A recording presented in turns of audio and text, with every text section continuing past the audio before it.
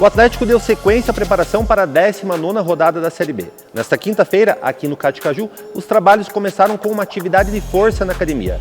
Em sequência, campo, onde Odair Hellmann testou situações de jogo e fez ajustes na equipe, considerando as características do adversário, que é o América Mineiro fora de casa.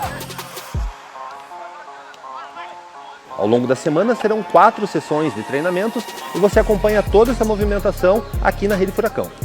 Segurou Lima, perna esquerda, golaço! E a piazada do Caju garantiu a classificação no Brasileiro Sub-20. Com a vitória sobre o Atlético Goianiense 1-0, gol de Lima, aqui no mini estádio do CAT Caju, o Furacão confirmou a 3ª colocação e enfrenta a equipe do Vasco, que passou em 6º lugar nas quartas de final da competição, em jogo único, mando do Furacão. Fique ligado na Rede Furacão e acompanhe todas as novidades do Atlético em primeira mão.